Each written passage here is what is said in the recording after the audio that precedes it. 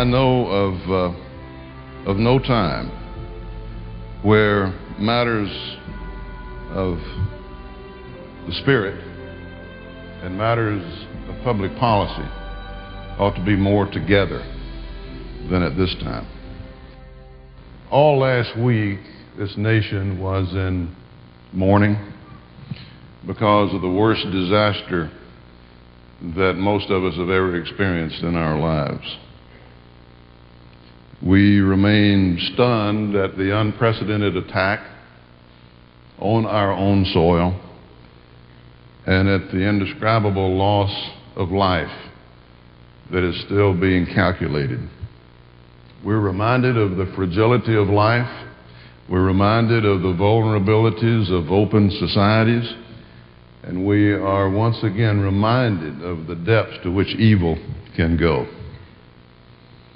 It is important that the American people know that this will not go unanswered, that there will be heavy punishment in response to these dastardly actions. This is not in response as a matter of hatred, as a matter of just retribution. It is a matter of a nation carrying out its first obligation as a nation of self-defense.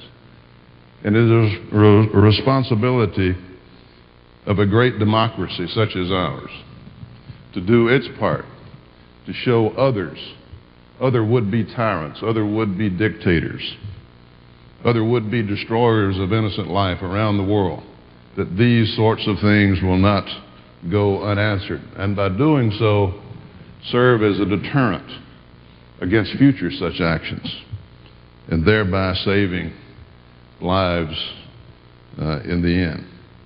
It's important that we remember the power of prayer. Our leaders need it. Certainly our victims and victims' family need it.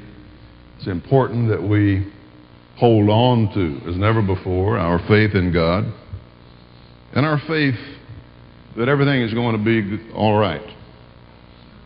Because, my friends, everything is going to be all right.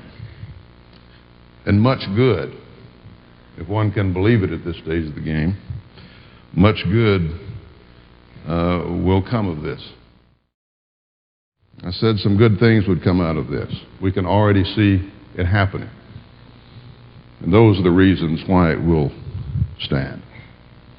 Because of what is happening here today. Because we have the right and the ability and the desire to be here today. And we have the leadership that we have in this church, in this community. What is happening in New York? When those hard-nosed, hard-headed people, a lot of them, those firemen and policemen going in there in that burning building, knowing surely what must lie in store, or had a good chance of it, and going in there and sacrificing their lives by the hundred. We see it in Congress, where we pass a legislation 100 to nothing in the Senate to authorize the president to do what was necessary, to appropriate the funds to do what was necessary. We held hands, Democrat and Republican, shoulder to shoulder on the steps of the Capitol and saying, God bless America. And we meant it. One of the stations, I think it's HBO, is coming out. It may start tonight, I'm not sure, some Sunday. I read about this recently. It hit such a firm note in my heart. They're doing a story about World War II called Band of Brothers. You probably read about it.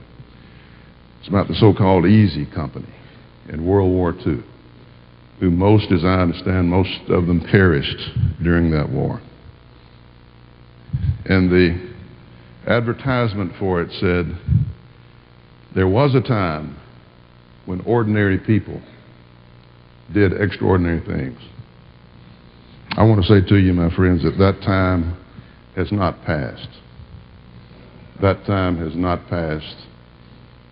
And the rest of the world, including those who perpetrated these acts, will soon understand that. We will not cower.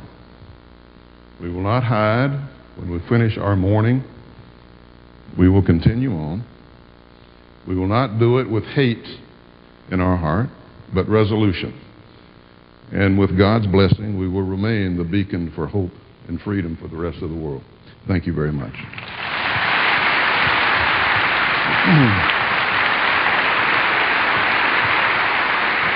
Thank you. Thank you.